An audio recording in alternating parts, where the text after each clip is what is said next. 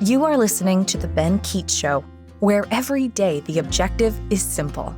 Ben will never stop fighting the fight and lighting the light on topics that affect you every day. What is going on, everybody out there living within the matrix? Why would I talk about the matrix on this? We'll have to define that word here in a second, because on episode 19, the title, boys and girls, is What's Wrong with Andrew Tate? And Andrew Tate speaks a lot about a matrix. So there's going to be some definitions in this show, because a lot of times what happens with misunderstandings, we have different definitions of how we define a word.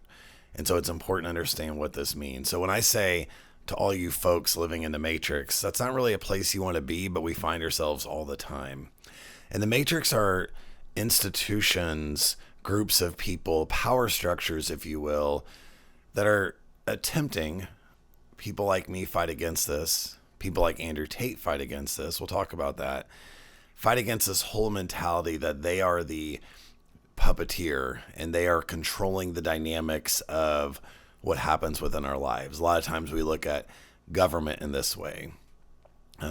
Any institution that has too much control and then ultimately limits how you speak against that, that's the matrix. We don't like the matrix. We want to fight against the matrix, whatever that may be, every step of the way, because ultimately freedom propels us to our best place, whether we go to our own demise with our freedom or we propel people to their best place. So today we're talking about Andrew Tate, and some of you know who he is. Some of you have heard of him. So let's just kind of give a little bit of background here. So Andrew Tate's kind of a American-British guy. He lives in Romania. He's all over.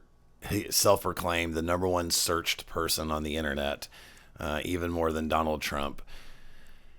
Andrew Tate grew up piss poor. No money, no fame, notoriety, nothing.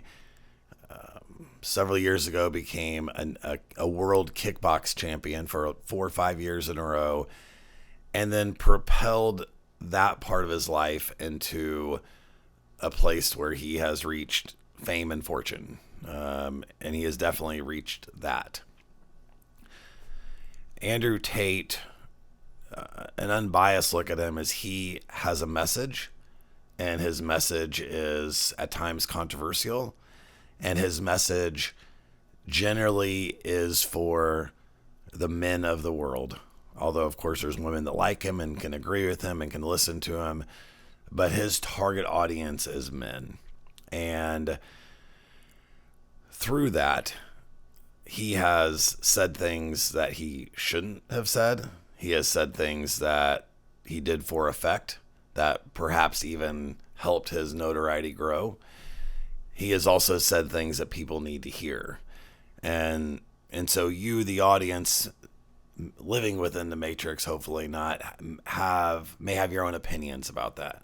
I'll also say he has pending charges against him that if he were to be found guilty of those charges would permanently derail his career. So the purpose of me talking about Andrew Tate is for a couple of reasons.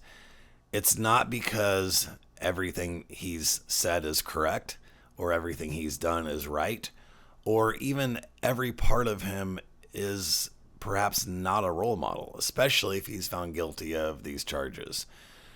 But there's a learning opportunity here, and there's a reason why I wanted to talk about what's wrong with Andrew Tate.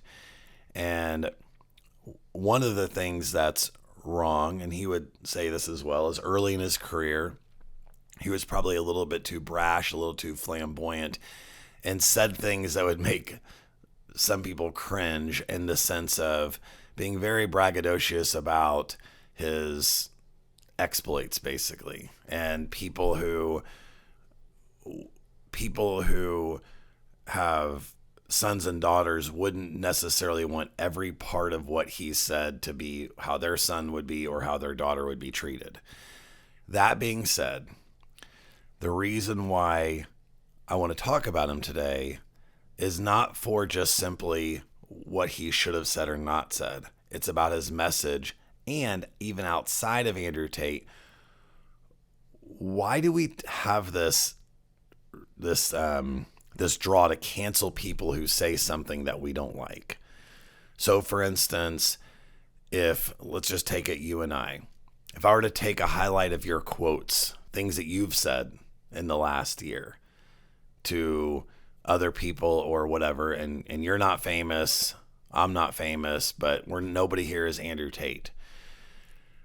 We've all said things that we probably wouldn't want, plastered all over the internet. But with power comes responsibility, and he has to own those things, and he has. So we'll talk about that. But why are you as an individual negated because of something you said to your boyfriend, to your girlfriend, to your mom, to your dad, something that you shouldn't have? And the other side of it is anything that you've said that stands on an island without any sort of context, without understanding why it was being said and the way it was being said, can make anyone look bad. And if you want to go on an attack mission rampage against someone, which many people have against Andrew Tate, which we'll talk about, it's pretty easy when someone's spoken on, thousands of hours across the internet to take things and say, you said this, why did you say this? This means you are sexist. This means you hate women. This means that you are the poster child for misogynistic men, for toxic masculinity. And he then has to defend and fight that. So I always say it like this. If your objective is the truth, then you want to know the context of anything anyone said. If your objective is kind of this gotcha game to discredit, then facts don't matter. Truth doesn't even matter. The only thing that matters is we're going to cancel you. And that is 100% what's happened with Andrew Tate. So let's go to why do people like him? What has been the draw of him that has, propelled him to basically stardom? Andrew Tate has a clear message for men. And that message is to quit making excuses, put your video games away, be a man that can be counted on, be a man who protects and cares for women and people in your life that need it. You have broad shoulders. Don't be afraid of those. Don't let your emotions change what you need to be doing in your life. And it's a kind of a, which some people don't like this, but it's a very much of a, flex your muscles. You can be a man of worth and value, but it's not going to start by you crying about this and making excuses here. And it's definitely not going to start from you not understanding your role as a man and what that means, but also what it doesn't mean. And everybody listening and watching right now, which I so appreciate any subscribers on YouTube and sharing this podcast. I'm sure everybody has somebody that might be interested to learn a little bit more about Andrew Tate and why this episode is relevant. Because what this comes down to is the role of masculinity and femininity in our culture, in our world. This is one of the top debated topics that's going on nonstop across college campuses, on the television, within marriages, politicians. We don't even know what a female or a man is at times. There's all sorts of conversations that are happening about this very topic. And so it's important to address. So let's take one of the key phrases that Andrew Tate talks about, and everybody's honestly talking about: toxic masculinity.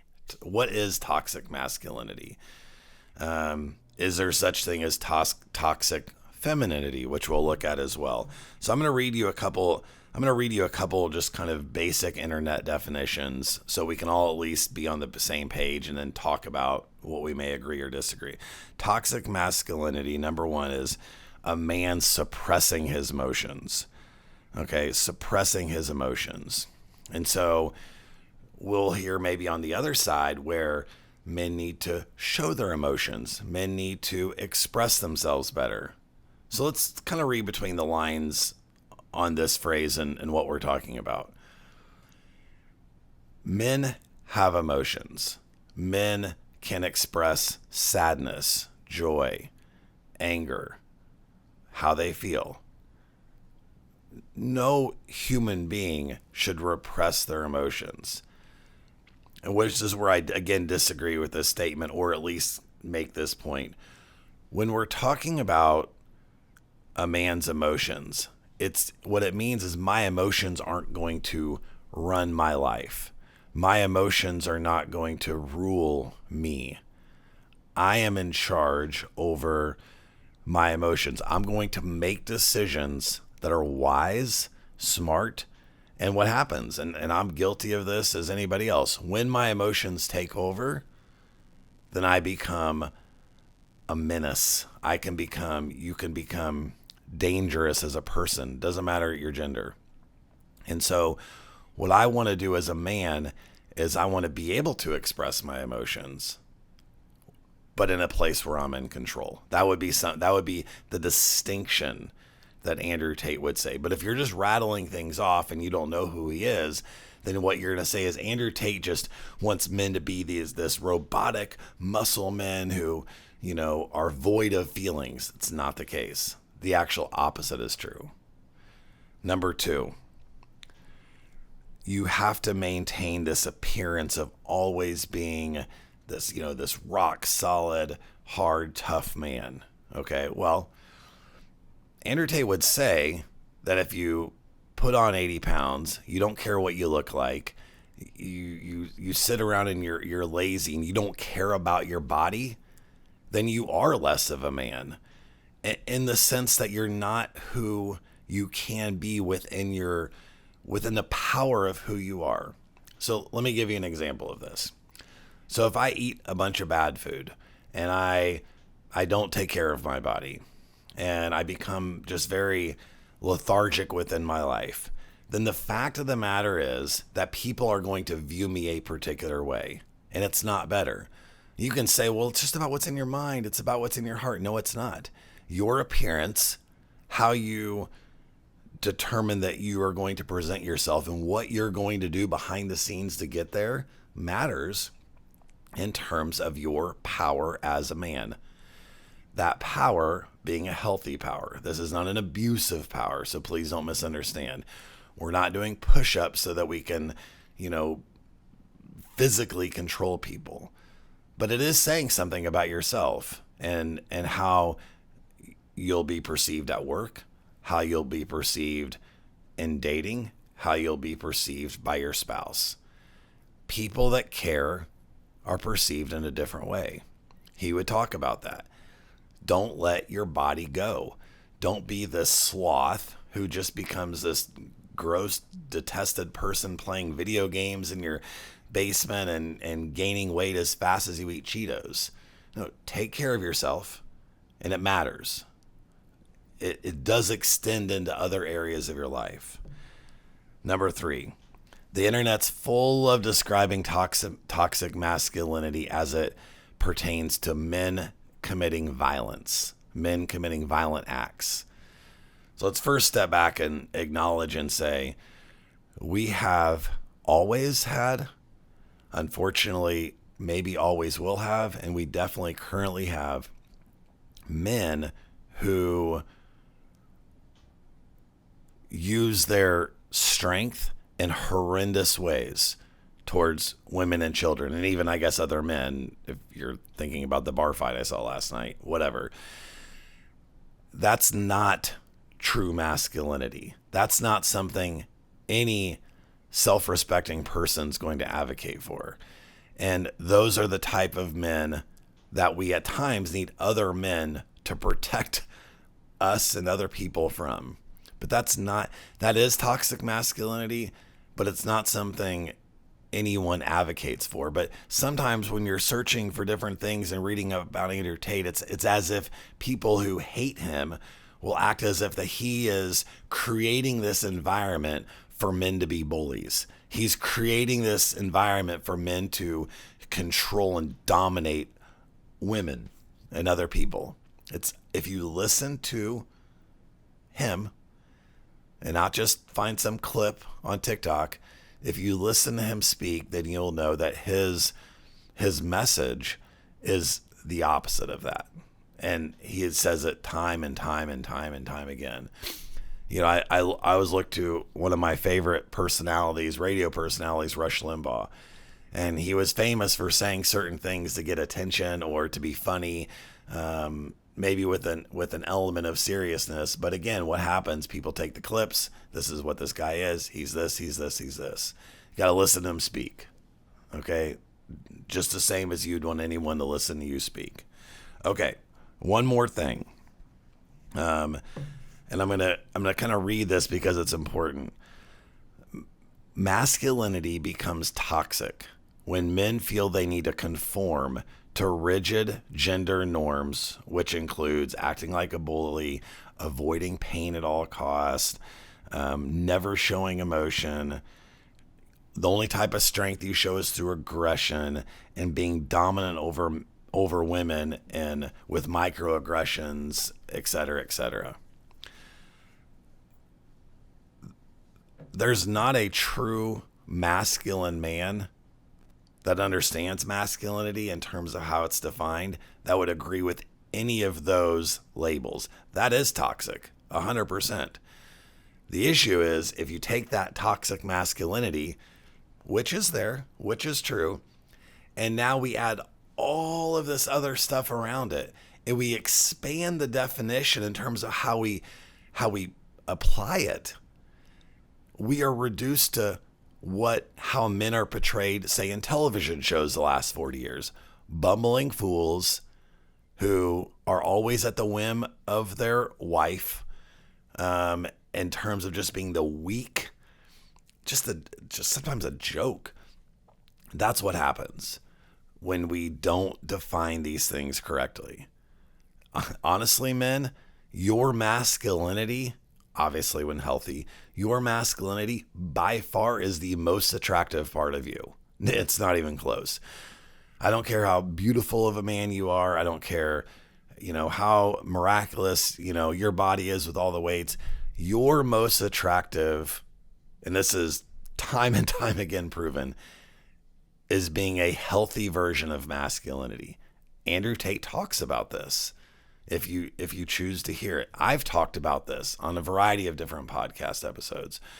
When you have a mentality as a man of being able to express yourself, being able to communicate how you think and feel, when you as a man, and again, masculinity and mirroring this with femininity is I'm going to listen to what my wife says. She's communicating, I'm listening. I'm here to help. I'm here to listen, to acknowledge, help solve whatever needs to happen. I'm going to take care of. I'm going to provide. I don't need any woman's money. I don't care if she makes $5 or $500,000 a year. It's meaningless to me because my mentality is one of protect, care, and in a way that's uniquely me as a man. And again, what our society is doing is we're trying to get rid of all gender. Gender is irrelevant. We're only human beings. We just happen to be two people who are basically the same, add or subtract a few body parts. And that's the only thing that's different, which is ridiculous. Okay, so let's go back to something that Andrew Tate talks a lot about. He talks about the authoritarian feminist. Now, we can talk about an authoritarian masculine man, which is probably not going to be a good thing. But the rise of this authoritarian feminist is horrendous for relationships. Run from this sort of mentality. They may say, whoa, what is it? Give me your definition you're so proud about. What is an authoritarian feminist? It's one who self-proclaims doesn't need a man, that men are, give you an example of this. I was doing a job and I needed something. A lady came to the house I was working at and she gave me a garage door opener, and then she had to leave. And so I was left with the task of opening and closing this garage. And I was disposing of I was putting it away when I was done. And the lady, and again, I'm not, she said to me, she handed me, now you don't lose this. And I'm thinking here, I'm a grown man. Like, are you used to talking to people like this? Are you used to talking to men like this? And the answer is yes. The distinction that women sometimes can struggle with is, am I in mom mode or am I in like girlfriend / wife mode? And it's tricky because when you raise these kids, moms are in mom mode. But when moms are in mom modes towards their husband, towards, the men in their life, it doesn't go over well, because there's an element of talking down that just simply doesn't work. And it doesn't work for men to talk to women this way either. But the idea is he your man, or is he just this guy who has to provide you money and do things for you, and he needs to take care of this and he needs to do this? And what happens is we get these expectations of, why is he here? And I can guarantee you, in the courting phase and the dating phase and all the events that led up to marriage, this is not how you probably treated him. This is not how you looked at it. You were in your romantic goggles, Ron, about how wonderful he is, and I can't wait to spend the rest of my life, and I can't wait to have kids with this guy. And that's good. That's good.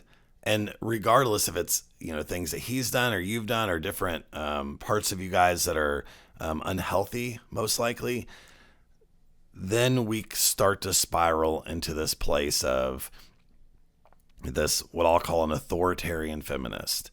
You're going to do this for me. You're going to do this for me. It's basically kind of like a T-chart relationship. You do these things for me and I'll be nice. Then I'll be okay. But if you don't, and that's super unhealthy. So Andrew Tate combats that. Now he does it in a different way than I'm doing it. He's probably a little bit more direct and probably says things that are a little bit more, he makes his point. I'll just say that. I'll let you kind of decide what you think about that. So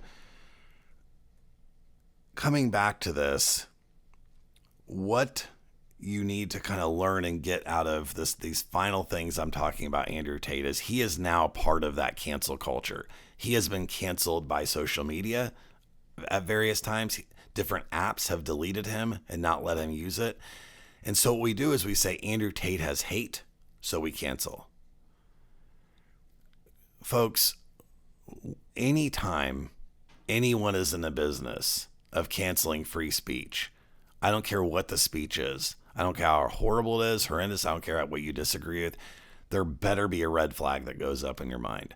We do not want to live in a culture, this is the Matrix, where an entity such as social media, an entity even such as our government, unless it's done through legal channels, are censoring speech or canceling anyone for any reason.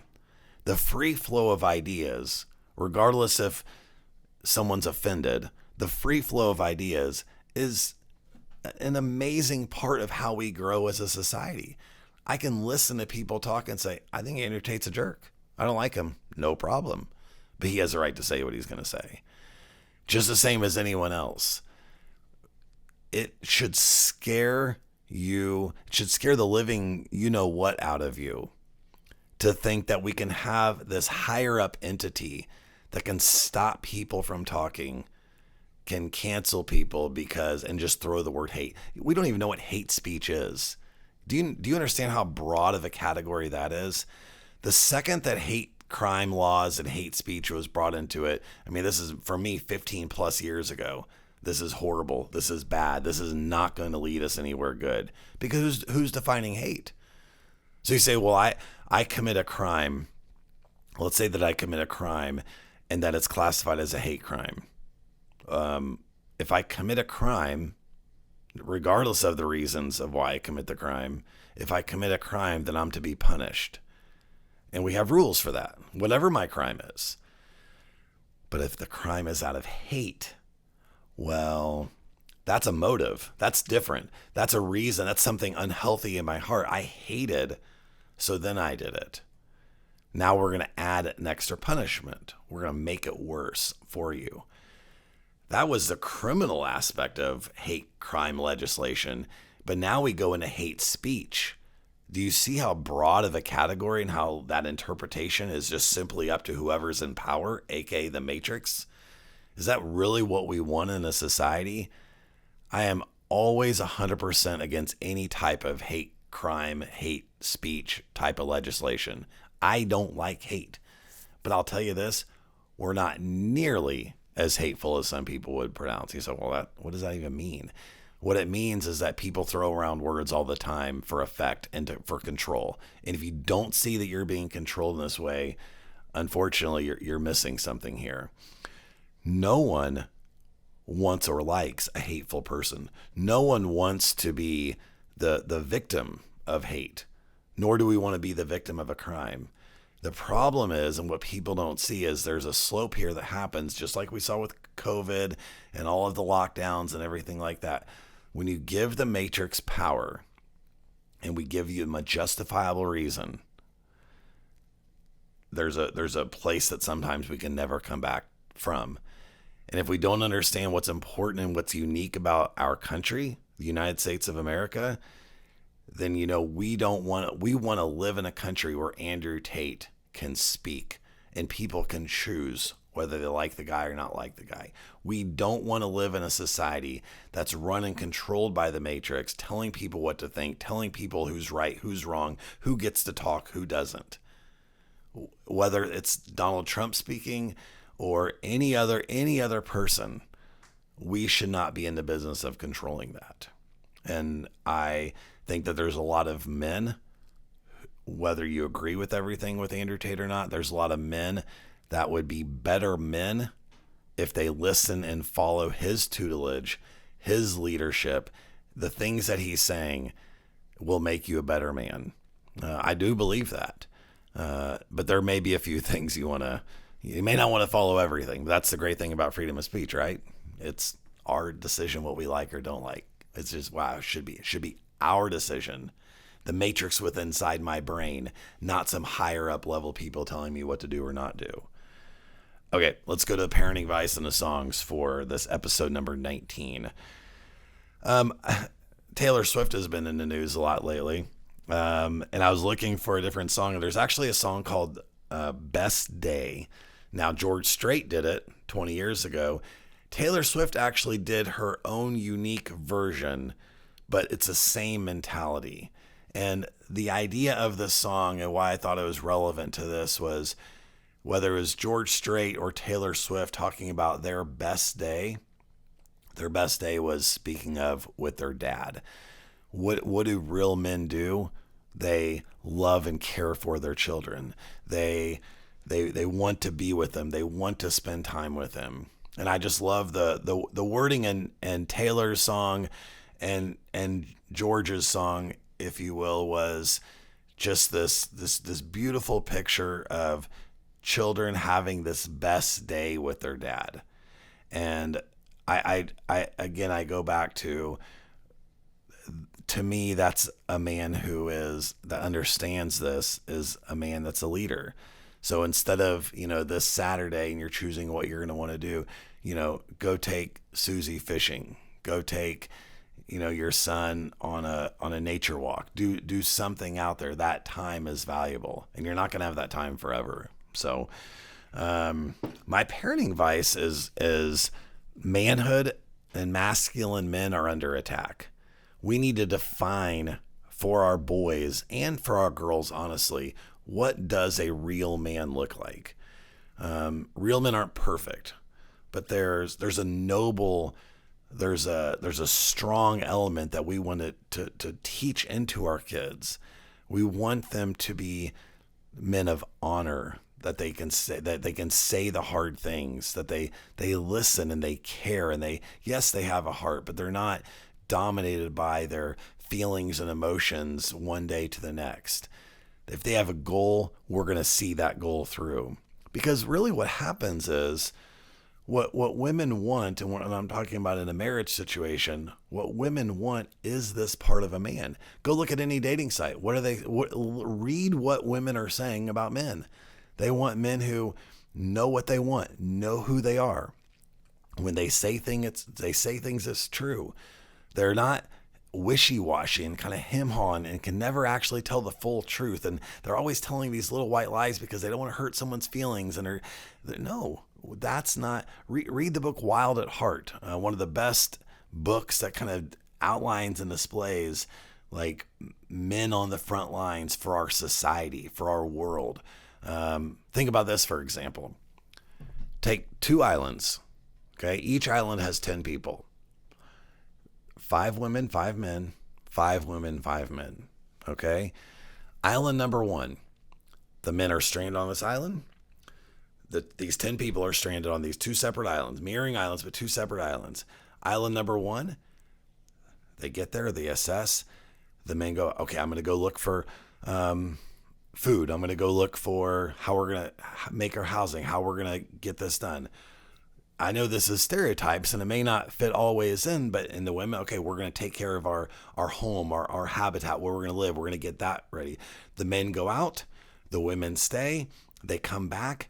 And it's not that one's more important than the other. It's just that there's natural inclinations that people will do generally better than others. And it doesn't mean that it's always like that, but there's this mentality. On island 2, if it's like, no, I'm a woman, I can do everything a man can do, and I'm going to go do this. And we become, do you see what happens? Fighting and arguing about roles, and people should do this. And I can promise you island 1 will be a smoother, more, they will make the progress that they need to. You can argue that, or you may disagree with that, but it's true. You know it's true. You're gonna want 5 of guys like your dad out there kind of doing the work that needs to be done. That's all I'm saying.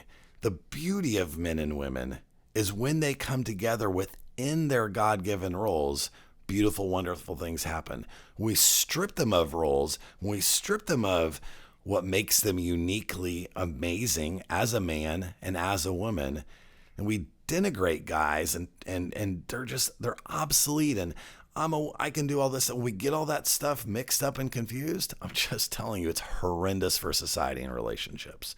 So anyway, hope you enjoyed today. I enjoyed talking about this. I have my son William has kind of turned me on a little bit to Andrew Tate, and I've watched hours and hours of his videos as he is trying to help young boys become strong, solid, just wonderful men who protect and care for women. That is his objective, and I hope you got that out of this episode today. Don't forget to follow me on TikTok, on YouTube. You got to subscribe, folks. You got to share these episodes with people. Again, organic is how this stuff is happening on my end. And I love speaking to you every day. And episode 19 has been a blast. Go check out Andrew Tate as well. See what you think. Tell me I'm right. Tell me I'm wrong. Have a great day. See you next time. Bye. Thank you so much for listening. Let's keep the conversation going. You can reach out on Ben's website, www.benkeechshow.com, or on social media to chat. And please remember to subscribe so that you never miss an episode.